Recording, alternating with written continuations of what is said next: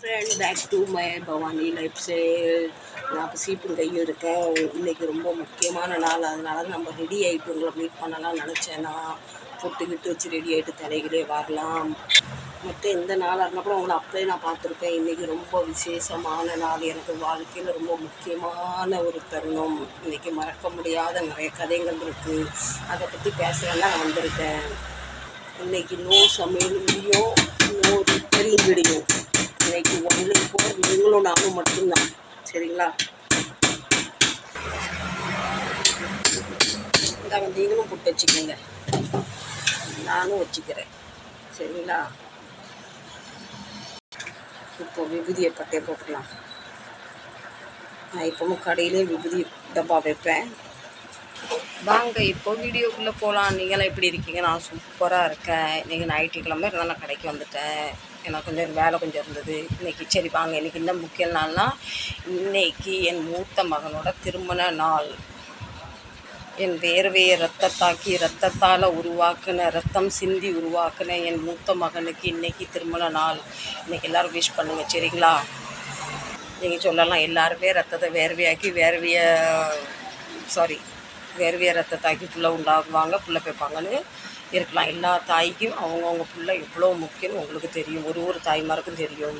இன்றைக்கி என் பிள்ளைக்கு 7 வருஷம் முடிஞ்சு 8வது வருஷம் பிறந்துட்டு, நான் ஒரு கல்யாணம் ஃப்ரெண்ட்ஸ் ஒன்று பார்த்து ரசித்து சில கல்யாணோட நான் மாமா, மச்சான், அத்தன், சித்தி, பெரியப்பா எல்லாம் நின்று செய்வாங்க. எனக்கு எல்லா உறவும் இருக்குது. ஆனால் என் பிள்ளை கல்யாணம்னு அப்படியே நின்று பார்த்து ரசித்து, என்கேஜ்மெண்ட்டும் அப்படி தான் பண்ணேன். மும்பையிலேருந்து பிறப்பிட்டு நாகர்கோவில் போய் என்கேஜ்மெண்ட்டுமே மனசுக்கு பிடிச்ச மாதிரி நான் பண்ணேன்.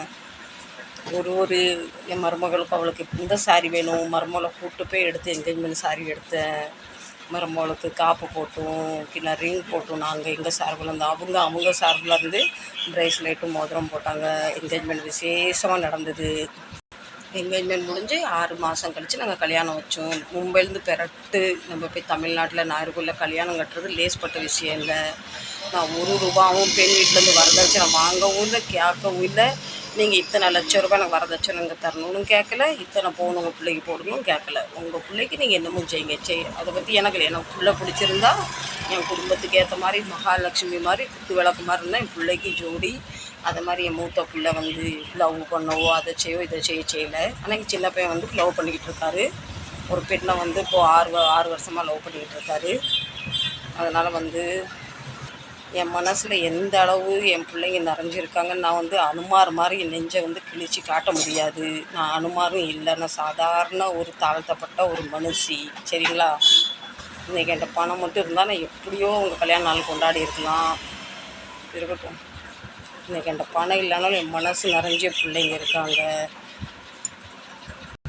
இன்றைக்கி கடவுள் புண்ணியத்தில் 2 தங்க குட்டி மாதிரி என் பிள்ளைங்க இருக்காங்க. அதே மாதிரி என் வீட்டுக்காரு, எல்லா பிள்ளைங்களுக்கும் வந்து கிடச்சிருக்க தகப்பனை விட இவர் வேறு லெவல். என் பசங்க வந்து இவரை வந்து தகப்பன்னு சொல்கிறத கடவுள் மாதிரி கும்பிடலாம். இன்றைக்கி ஏதோ ஒரு காரணத்தினால பிரிஞ்சு போய் இருக்கும். நாங்களாம் செதற்கா மாதிரி இருக்குது. நான் எங்கள் அக்கா தங்கச்சி அண்ணன் தம்பி குடும்பத்தில் நான் பேசலானாலே அழுவேன், இப்படி நான் பிரிஞ்சிருக்கேன்னு. ஆனால் இன்றைக்கி வந்து என் உடம்பு தான் என்கிட்ட இருக்குது, என் உயிர் என்னை விட்டு தள்ளி இருக்குது. அது ரொம்ப எனக்கு ஒரு வருத்தமாக இருக்குது. நாங்கள் பெரிய பையனுக்கு 26 வயசில் கல்யாணம் கட்டினேன். ஒன்று பார்த்து எடுத்து செஞ்சு ரொம்ப ரசித்து ருசித்து ஒன்று இப்படி தான் இருக்கணும் அப்படி தான் இருக்கணும்னு ரொம்ப நாங்கள் 2 பேருமே முடிவெடுத்து செஞ்சோம். என் மருமக வந்த பின்ன எனக்கு ஒரு மக இல்லாத குறைய அவள் எனக்கு தீர்த்து வச்சா. எவ்வா கண்ணு பட்டுதோ, எவ்வா கண்ணு முண்டக்கண்ணி கண்ணில் கொல்லிக்கட்டை கொண்டு சொல்லுவோன்னு தெரில. இன்றைக்கி காற்றுல போன ஒரு வலி மாதிரி சொல்கிற வார்த்தை இல்லை ஃப்ரெண்ட்ஸ். இவ்வளோ பெரிய முக்கியமான நாள். என் மனசு வந்து அப்படியே வருத்தம் வேதனையில் இருக்குது. என் பிள்ளைங்க எங்கேருந்தா நல்லா இருக்கணும். அதை விட பேசியா என் உயிர், அந்த உயிரை விட்டு நான் வந்து அந்த உயிர் ஒரு பக்கம் உடம்பு ஒரு பக்கம் மாதிரி நான் எப்படி இருக்கேன்னு எனக்கு தான் தெரியும். ஆரம்பம்னு ஒன்று இருந்தால் முடிவு ஒன்று வந்து கண்டிப்பாக இருக்குன்னு சொல்லுவாங்க. என் வாழ்க்கையில் ரொம்ப கஷ்டப்பட்டு பட்னியும் பசியெலாம் இருந்து என் பிள்ளைங்களை வளர்த்துருக்கேன்.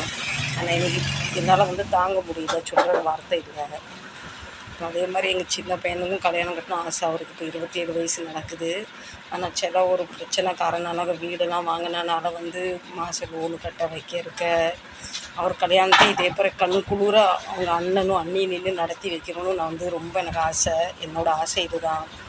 வீடு நிறைய எனக்கு பேரம்பத்தி வேணும், என்னை சுற்றி வரணும். நான் உங்கள்கிட்ட சொல்லி புலம்புறேன். ஆனால் இவர் சொல்லாமல் மனசுலேயே வச்சு பிடிங்கிக்கிட்டே இருக்கார். ஆனால் எந்த நாசமாக இப்போ அவர் கண்ணு பட்டுருந்தது என் குடும்பத்தை செலவர்த்தி சொல்லியிருக்கா. என் கண்ணே பட்டுரும் போல், நீங்கள் மாமியா மருமவா இப்படி இருக்கீங்க, என் கண்ணே பட்டுரும் போலன்னு சொன்னால் அவள் கண்ணில் கொல்லி கட்டை கொண்டு சொருகணும். நானும் என் மருமகளும் ஒற்றுமையாக இருக்கும் போது எல்லாருமே இப்படி சொல்லுவாங்க, உங்களை பார்க்க மாமியா மருமவ மாதிரி தெரியல, இவ்வளோ தூக்கி தலையில் வைக்காத, இவ்வளவு நீ ஃப்ரீடம் கொடுக்காதுன்னு. அன்றைக்கெலாம் அவங்க பேச்சு நான் கேட்கல. இன்றைக்கி ஏதோ நடந்துக்கிட்டு இருக்குன்னு நடக்கட்டும். ஆனால் என் மூத்த பிள்ளை என்னை விட்டு ஒரு நிமிஷம் பிரிஞ்சு இருக்க மாட்டார். இன்றைக்கி அவர் பிரிஞ்சு இருக்கார். அவர் மறந்த மாதிரி நடிக்கிறாரா இன்னும் தெரியல. ஆனால் என்னை மறக்க மாட்டார் அவர், அது எனக்கு தெரியும். எல்லாருமே நிறைய பணம் காசு சேர்க்கணும் ஆசைப்படுவாங்க. நான் அது சேர்க்கவும் என்னால் முடியல. எனக்கு என் உறவு, என் பிள்ளைங்க, நான் ஒரு வட்டத்துக்குள்ளே வாழ்ந்துருந்தேன். அந்த வட்டத்துக்குள்ளே என் குடும்பம், என் பிள்ளைங்க, இதுதான். சரி ஃப்ரெண்ட்ஸ், நானும் எமோஷனல் ஆக்கி உங்களையும் எமோஷன் ஆக்கல விருப்பலை. இன்றைக்கி பிள்ளைக்கு கல்யாண நாள் எல்லோரும் வாழ்த்துங்க. அவங்க 100 வயசு வரைக்கும் இதே போல் திரும்ப நாள் கொண்டாடணும். நீங்கள் அனைவரும் விஷ் பண்ணுங்கள். இன்றைக்கி அதே மாதிரி யார் யாருக்கு கல்யாண நாள், பிறந்த நாள் கொண்டாடுறீங்க அவங்களுக்கெல்லாம் என்னோடய மனமார்ந்த வாழ்த்துக்கள். இந்த வீடியோ பிடிச்சா கண்டிப்பாக லைக் பண்ணுங்கள், ஷேர் பண்ணுங்கள், சப்போர்ட் பண்ணுங்கள். இன்னொரு விசேஷம், இன்னொரு நாள் இது எனக்கு 5K நான் ரீச் பண்ணிட்டேன் நேற்று. நான் அப்போது 500 சப்ஸ்கிரைபர் வரும்போது எனக்கு எங்கள் பேத்தியா கேக் வாங்கி கொடுத்து நானும் என் பேத்தியாக கேக் கட் பண்ணுவோம். என்னோட ஒரு ஆசை இருந்தது 5K ஆகும்போது பெரிய கேக்காக வாங்கி குடும்பத்தோடு கட் பண்ணணும்னு. ஆனால் இன்றைக்கி நான் இருக்க மென்டலியில் எதுவுமே செய்யறதுக்கு ஒரு சூழ்நிலை இல்லை, எனக்கு விருப்பமும் இல்லை. நான் பாட்டில் ஏதோ கடைக்கு வரேன், வீட்டுக்குள்ளே வேலை பார்க்குறேன், கோயிலுக்கு போகிற வரை தான் முடிக்கிறேன். சரி ஃப்ரெண்ட்ஸ், இது எப்படி பிடிச்சிருந்தா கண்டிப்பாக சப்போர்ட் பண்ணுங்கள். மீண்டும் ஒரு நல்ல வ்ளாகில் உங்களை நான் சந்திக்கிறேன். உங்களோட பேசுனது என் மனசு ரொம்ப ஆறுதலாக இருக்குது. உங்களிடமிருந்து விடைபெறுவது உங்கள் Bhavani lifestyle. Bye by.